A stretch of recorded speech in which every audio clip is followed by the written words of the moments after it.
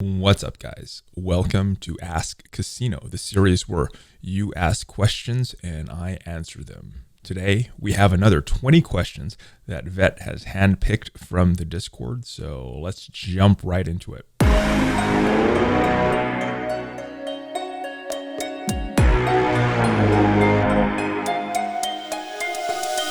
What's up, guys? So we are back answering more questions from Discord. If you're wondering how to get a question featured, Veteran, the video editor, is the one who actually chooses the questions and sends them to me. I sometimes read the channel just because, and I will answer people there, but generally you're looking to either bribe or extort Veteran, and that's how you'll get a question here. Otherwise, of course, I know he prioritizes the ones that are the most upvoted, so make sure that you go ahead and upvote questions that you really want to see answered, and that will increase the chance of those questions actually making it into the video.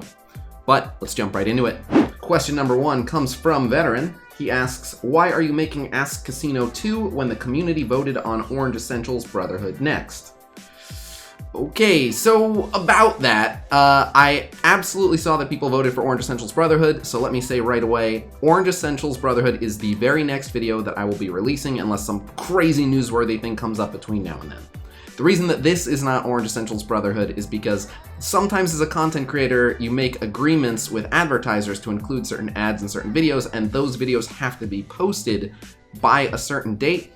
And I may have asked Veteran if he was able to get Orange Essentials Brotherhood done in time to feature a necessary ad, and Veteran regretfully said he would not be able to. So we had to go with a video that was a little bit quicker to produce and edit. So I don't want this to come across as me being a complete and total sellout. I want to give a quick shout out to Raid Shadow Legends. Raid Shadow Legends is a free-to-play, epic, dark fantasy, turn-based hero collection RPG with over 400 collectible and customizable champions. This game has a lot going for it. The animations are very fluid, the character designs are very intricate, and I love the dark fantasy art style. There's always plenty to do, whether you want to tackle daily quests, challenges, missions, campaigns, dungeons, faction wars, the arena, tournaments, clan bosses, and more. In fact, now the highly anticipated Battle Pass is on. Season 1 is live, and you can win awesome rewards including free energy refills, gems, upgraded artifact sets, and new epic and legendary champions by fulfilling the specified daily and weekly challenges. So you can find me in the game under the name Khasino, and if you're quick enough, you can also join my clan. So what are you waiting for? Go to the video description, click on the special links, and if you're a new player, you'll get 100,000 silver, a 1-day XP booster, an energy refill, and a free champion, Executioner. Note that these exclusive rewards are only available for the next 30 days. Alright, up next, CX Agent 42 asks, how do you feel about them upping War Machine's speed to go before Vision to make that comp less effective so they can sell more Ironheart? They nerfed an existing team disguised as a buff. So, this is what I call Foxnext cynicism syndrome. Foxnext do plenty of greedy things, so it's understandable that sometimes people perceive some of the things they do as just being a cash grab, because as I previously mentioned, they absolutely do that plenty. However, I don't think this is one of those times. Ultimately, I think it's still a buff to the team. While it did make the Vision version of the team slightly less effective, as War Machine will now go before Vision can remove enemy buffs, at the end of the day, all the changes they made to power armor improved them. They gave Iron Man more damage, they allowed War Machine to go earlier, and sometimes what would happen is War Machine would either get killed or have his offense up removed before he was able to go. So him going earlier in the chain of attacks of that second round, I think is ultimately better for the team. And again, it's just going to ultimately make them a more effective team if the fight goes longer and not everyone gets wiped out by the AoEs. You now have a faster War Machine, and that could make the difference and ultimately result in a win. In addition, Ironheart was already the better version of this team, so I don't think that they did this to require you to buy Ironheart, because there was already plenty of incentive to do that. Again, Ironheart is just going to improve power armor considerably. Not only is she going to enable Falcon to do more damage, her AoE is going to be offensed up where Vision's wasn't, and she's going to give everyone 15% max health and armor, so she was already the optimal choice, and Vision is a much better character to slot into other teams, as he mainly just needs tech allies to synergize well. So it was already an added benefit to us to be able to put Vision on another team. So I don't see this as a Foxnext cash grab.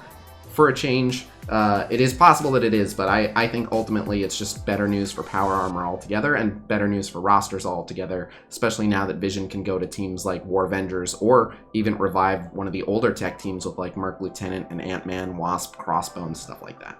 Next up, Desi277 asks, "G'day mate, thanks for all the great content. With the Sure to Win Blitz teams you put up, I noticed you mentioned about T4s. Is there any chance of getting a list of all T4s you would consider vital to ensure a team is sure to win? Thanks again and keep up the good work." Thank you very much. Having said that, it's a little bit tricky on this one because it kind of depends on how the team is balanced. There are certainly T4s that greatly improve the win rates of these various teams, but I don't really have the time right now to go down a list of 20 teams, and with the next version of that graphic, there will be 22 Sure to Win Blitz teams, and it would make that graphic huge to then do a T4 breakdown of every character. What I would suggest is if you catch me during a stream, or if you want to ask me about an individual team, you can just PM me and ask me about that, and I'll see if I can get you the answers. But yeah, there isn't a convenient way for me to give you all of those answers all at once. Otherwise, I suggest you watch my Orange Essentials video series because it will give you an idea of how I evaluate T4s and give you an idea of which T4s really enable the teams to function well. So yeah, again, unfortunately, there's not an easy way for me to break down every single team and do that, maybe in a future video. But if there's one in particular that you're stumped on, or a team is just not getting you the results that you're looking for, shoot me a PM and I'll see if I can help you out. Next up, FG Raider asks, "Shelling in Alliance War needs to be fixed. Fixing matchmaking would probably help. Any ideas to suggest solutions on how to fix it?" So I agree with you. I do think that shelling needs to be fixed, and I also think that matchmaking could use a lot of improvement. If I were in charge of matchmaking, I would make every single new set of Alliance Wars generate on the spot based on how strong the team is in terms of total collection power, and it would factor in a little bit what their win-loss rate has been like. If they've been on a big losing spree, maybe give them a slightly easier matchup. But a lot of the matchups that we currently see where it's like a 10 million power difference, and this is among like mid-game alliances, is just, it puts several alliances in positions that are just totally unwinnable. So yeah, I do think matchmaking really needs to be fixed. Otherwise though, the main thing that I would do is actually just change the way league points work, because the main reason that people are able to get away with shelling is because the rewards for each war season are so good, and they don't care enough about the league rewards, which is why they're able to keep hopping between alliances, and their alliance's league rank doesn't really change much. So if the league rewards mattered more at the end of each war season, then they would hop to another alliance less or not at all altogether, because they would care more about their league rank getting them more points. So ultimately, I would look at the league rank rewards as the way to disincentivize people hopping to other alliances. Next up, Tansky asks, "How do we know if a Toon gets their basic attacks ability on counterattack or assist? Is there some rule or reference?"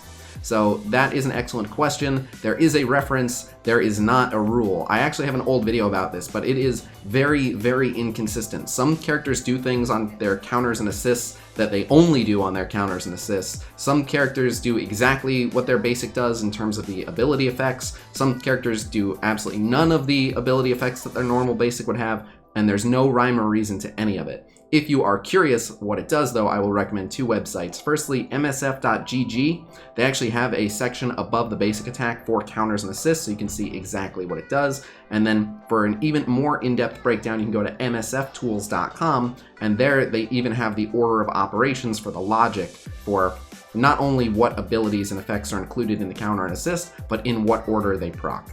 So I would check those out. Next up, Stego asks, "At Casino, based on initial impressions, which of the new characters in this patch do you think will be the highest lowest on the tier list and why?" So I realize that you asked based on my initial impressions, so I will give you an answer, but I typically don't like to answer questions like this, mainly because I just haven't really had that much time to think about it. And one of the reasons why I really like doing the tier list is because that is my set aside time to really do a deep dive and do nothing else but really, really put a lot of thought into the answer to those questions. But off the top of my head, because it is a solo character tier list, so we look at how well a character can be used for plug and play, and then we factor in their synergy after the fact. I think of the 4 characters we're getting this patch, Red Skull will probably be the easiest one to just slot onto a random team and have him perform well, especially because he's a summoner. And on the flip side, I'm actually thinking Blob will probably be the lowest in terms of a solo character. And again, I'm not 100% sure on that, but a lot of what Blob does and a lot of what Blob gets, he gets from the Brotherhood. He gets those buffs, he gets speed, he gets a taunt put on him. A lot of what makes him good. I think on his own, he's just going to be a bit of a slow character. He'll do decent damage, but not much else. And slow characters, especially absent of synergy, are usually decently easy to punish. So that is my guess, is that Blob will be the lowest and Red Skull will be the highest, but we'll see when we actually get to the tier list, but good question. Next up, Vagon17 asks, at Khasino, where do you get the PNG HD pics of the characters that you put in your videos? They look amazing, and I would like to have some too. So, from a few sources. Firstly, as a member of the FoxNext Envoy program, specifically for new characters, they actually give us what they consider to be like marketing action shots of the characters to feature in our patch preview videos. So some of it is from FoxNext, but most of it is actually from the game files. Basically, I will regularly just go into the game's files and pull out the art, and then because I have a background in graphic design, it's not too much trouble for me to make the images a little bit bigger and sharpen them up and make them really, really pop and look HD. And then sometimes I'll also like cut characters out of their background and repurpose them as like standalone images. So yeah, some of them I make, most of them are from the game files.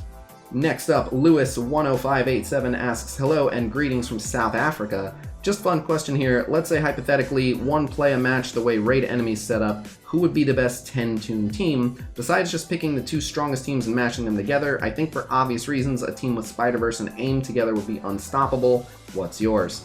So that is a question that would take me a lot of time to answer, but the first and most important thing would actually be, what are the enemies? Are you trying to score punch-ups? Are you going against teams of even power? Are you going against a more defensive team or a more offensive team? And I know you just kind of wanted a fun answer without too much thought, but my immediate thoughts are, if I really wanted to, with 10 full characters, I could make like an impenetrable defense team with so much healing and defense up and immunity and reviving that it would be a team that would slowly wear down just about anything and would be almost impossible to kill and keep down.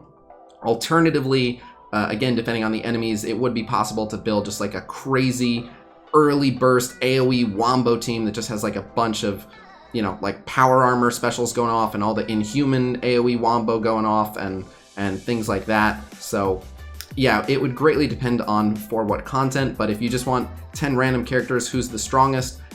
It would be a lot of the current top of the meta characters. So most of the X-Men, a bunch of Inhumans, maybe a handful of Asgardians, probably Falcon for good measure, just to get that turn meter in there. But yeah, probably some mashup of a lot of the top arena characters, because they're the ones that tend to work really well as solo characters while also complementing a full team.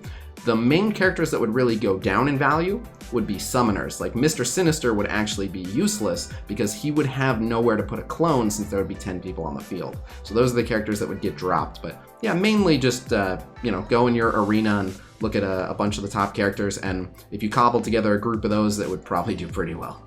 Next up, Ghoulie asks, at Khasino, what are your recommendations regarding clearing Heroes Chapter 7? Is this a video you're going to put out soon? So I did sort of put out a video on that. I did it live on Twitch, and that VOD is still up for viewing. If you want to see me go through Heroes Chapter 7, it's available on Twitch. However, I didn't have to do too much in terms of strategy. I had really overpowered hero characters, in particular Black Bolt and several Inhumans, so I don't know that my footage in particular is that helpful for people. What I prefer to do is live coaching, so if anyone needs me to kind of coach them through how they can play a particular stage with their characters, that is something that I will actually do on a live stream if someone asks. So that's the route that I would suggest to go. Alternatively, if someone wants to collaborate, if they know they have a roster that's just strong enough to clear it, and they were able to, but a lot of the stages were really, really tough, that would make good footage for me to go in and break down and show people exactly how to play it through, and it would make for a better video. So if I find someone who's willing to work with me on that, then perhaps I'll make a video on it. It depends how in demand it is. I actually have not gotten too many requests to make content covering Heroes Chapter 7, so aside from my initial playthrough, I wasn't planning on doing more for it, but if the demand is there, of course I will. Next up, Delvoir asks, hi Khasino, what happened to the daily Twitch streams? I love checking them out, but it seems lately they are no longer daily, or at least not at 1 p.m. Pacific time any longer. So excellent question, and I realize that my infographics and even my YouTube video descriptions still say daily Twitch streams at 1 p.m. Pacific time. So I'm in a weird transition point where I am experimenting with leaning a bit more heavily into YouTube. I let my community vote on which content they preferred, and while the Twitch streams have a healthy viewership base, it seems that majority of my community prefers the YouTube content. So I'm doing a bit of an experiment where I'm streaming on Twitch less and at more odd hours and leaning more into YouTube and just kind of seeing how that goes. And depending on the results, I may go back to the daily Twitch streams. I may increase the production of even more YouTube videos. So we'll see how it goes. Definitely let me know in the comments what your preference is. Next up, Thermal Shark asks, hey Khasino, if Mr. Sinister 7775 abilities was placed in a supernatural team which consists of Ghost Rider, Elsa, Doctor Strange, and Mordo, and if the Mr. Sinister clones another Ghost Rider, then does the clone's passive affect the other members of Supernatural by giving them extra 40% health? Also, does this affect the other teams if Mr. Sinister took a spot in one of the members' places? So I understand most of your question. There's a part of it at the end that I don't really understand at the end, so I apologize for that. But to answer the first part of it, there's something called global stats, and so certain characters have passives that apply global stats, and those are basically locked in when the match starts. So basically, if you are loading in with a Ghost Rider, then locked into the global stats is that any supernatural ally is going to get that 40% max health. Now, this gets more confusing because certain characters, in particular ones that strictly look for bonuses for themselves, those calculate on the fly. So for example, there's a challenge where Rhino drops in with a bunch of other members of Sinister Six, and Rhino personally gives himself health based on each Sinister Six ally. And so as you kill other members of Sinister Six, Rhino loses max health because he's calculating that for himself. But if his passive were to just give a flat amount to all Sinister Six, that would be locked in on load-in.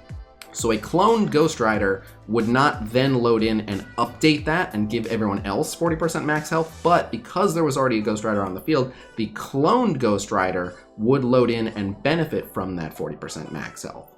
So I hope that that answers your question. The second part, does this affect the other teams if Mr. Sinister took a spot in one of the members' places?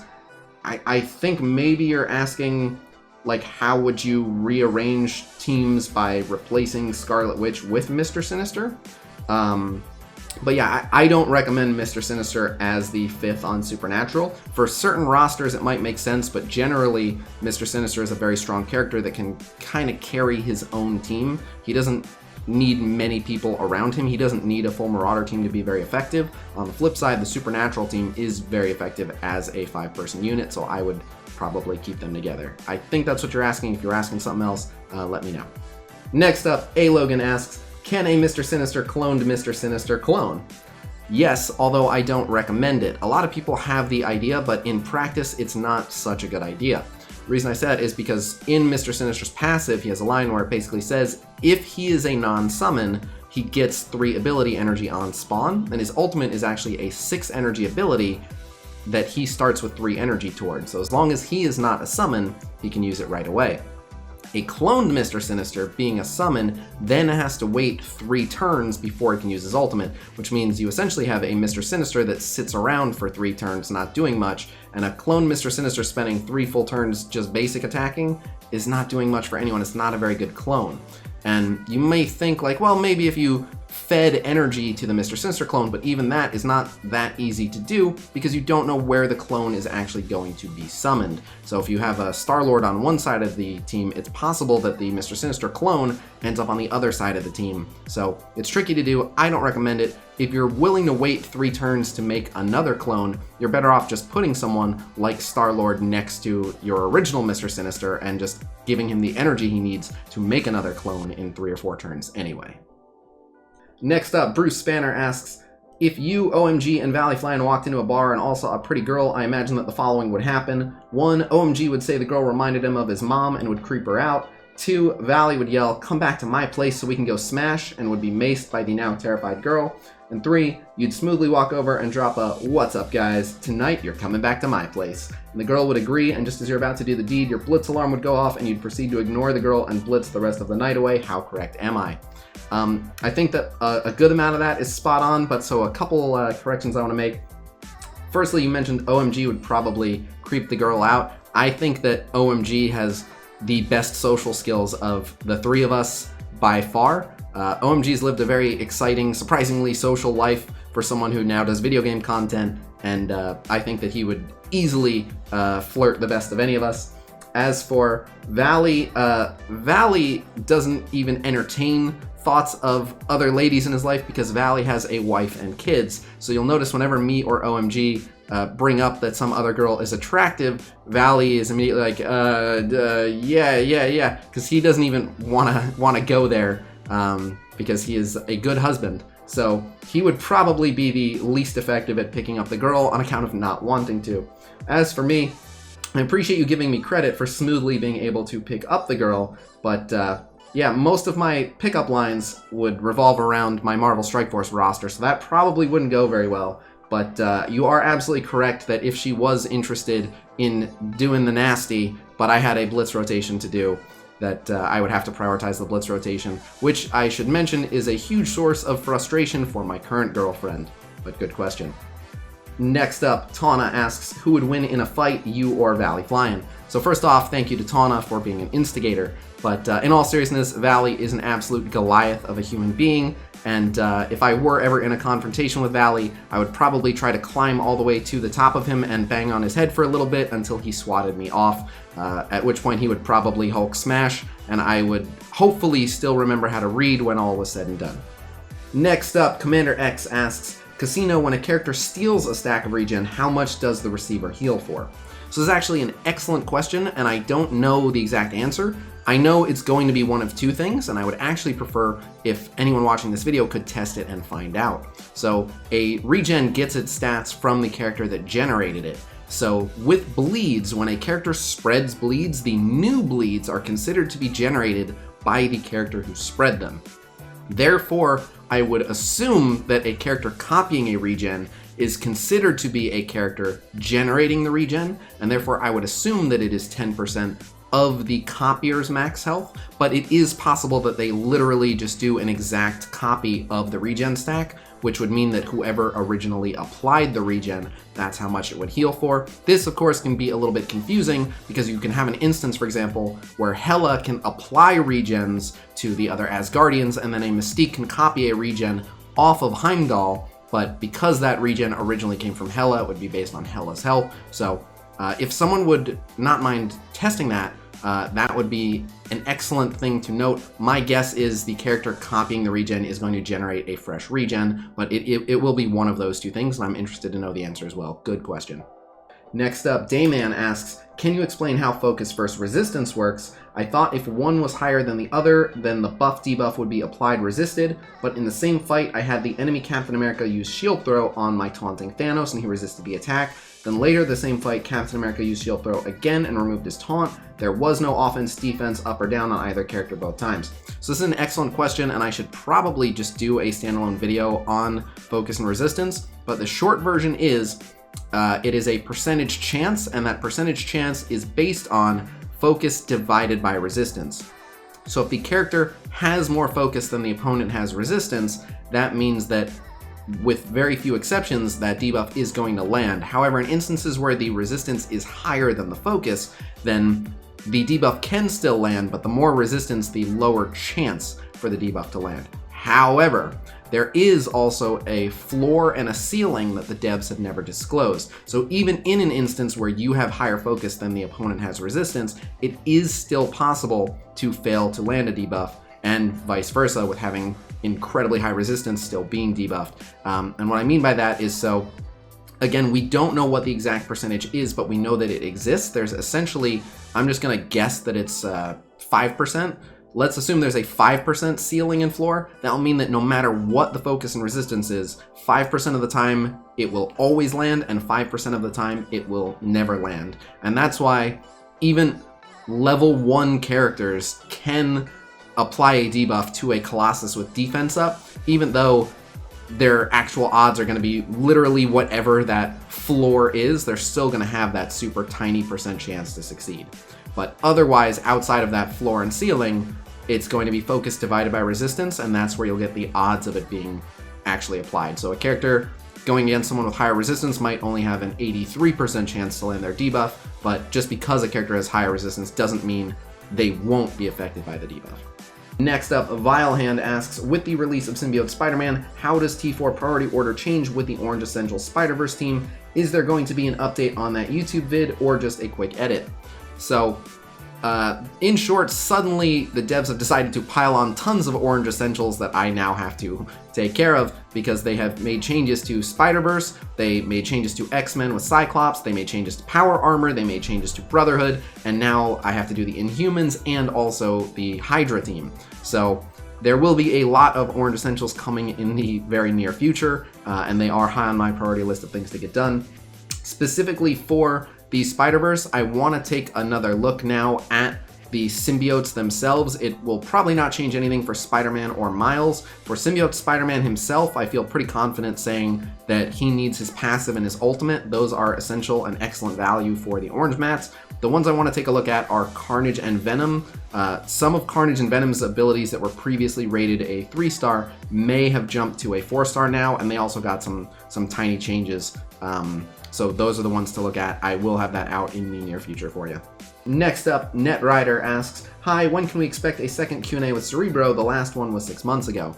So good question. I actually have been trying to set up another dev Q&A. However, this next time it's looking like I will actually get a Q&A with a senior game designer, because I said for this next time I want to talk to someone who actually designs the character kits and is responsible for some of the combat balance, just because I have a lot of really nerdy questions that I would love answered by this person, and kind of get more insight on how they go about designing some of these things, because it's the part of the game that I really enjoy. That said, in addition to that, I don't know when that will take place, but I almost am complete with the questions that I'm going to ask for that, so hopefully it won't be too far away. But there are several other big events that I'm working on behind the scenes. I'm working with a couple sponsors, and it's looking very likely that an 8-person content creator Whale Wars tournament is going to happen, featuring pretty much all your favorite content creators in a Whale Wars tournament that will span several rounds of new characters until one is ultimately crowned the winner, so I'm working on that. The idea was briefly floated about me possibly hosting a live PvP tournament for Marvel Strike Force with actual prizes provided by Marvel or possibly some other entity, so do not assume that that is definitely going to happen, but I was approached about whether or not I'd be interested in that. Those details have not been ironed out at all, but that is something that could happen. So there are a lot of big projects that I'm currently working on, including another dev Q&A, but yeah, all I can say is stay tuned. There's some good stuff on the way. Next up, WC King Magic Ruler asks, as someone who doesn't play Marvel Strike Force, if I asked you, a veteran player of the game, why should I consider playing, what would you tell me? So, in my opinion, there's a lot of reasons that you should consider playing, but mainly, if you are a fan of Marvel characters, this game does a great job of including most of everyone's favorite Marvel characters, and they add new characters at an astonishing rate compared to other games, so even if your favorite Marvel characters aren't already in here, there's a good chance that they will be before long. In addition, if you like hero collector RPG games, I think this game does a pretty good job of bringing some fresh takes to that genre. For example, we're getting live PvP, which is something that you don't normally see in these types of games, so I'm very excited for that. But yeah, it mainly depends on what your goals are. Another thing, and I realize that this will be a bit of a controversial statement, plenty of people like to think that this game is unfriendly to free-to-play players, and it depends on what type of game you're comparing it to, right? If you're comparing it to a game like League of Legends, it is definitely not as free-to-play friendly as that game, but for other hero collector RPGs, in my experience, this game is one of, if not the most free-to-play friendly. So far, a free-to-play player can get every single character and can eventually do every single bit of content that a paying player can. They just have to wait, but I know many players who really enjoy this game as a free-to-play player because they know that it's just a matter of time before they ultimately are able to do all the same things as paying players. So I would say, especially if you are a free-to-play player and you're okay with not doing something or obtaining something the second it comes out, then I actually think this is a very free-to-play friendly game, particularly one in this genre. So I would recommend it on all those grounds. Finally, Roach asks, with the newest communication from FoxX regarding improvements to the Red Star system, they stated they will be releasing Red Star promotion credits at an increased rate. That being said, do you think we also need an increase in the number of available promotion options from the store? With 126 characters and counting, doesn't having only 6 random character slots seem like there's plenty of room to increase without causing any real issue? So you're absolutely right that increasing it would not cause any issue. I'm always a bit unsure of how I feel about specific instances like this, because the only reason that this even exists is just because it can make Foxnext money, right? What would ultimately be the most player friendly is if you could just go in your roster and pick who you wanted and upgrade them. So the reason that they have it set the way they have it set is because I guess the right amount of people that they're going for are paying to refresh it to get the character that they want showing up, which is just a way to get people to spend cores. So while I would have absolutely no issue with this, and I would love if we logged in tomorrow and there were 24 spots available, like that would be great and I would totally support it.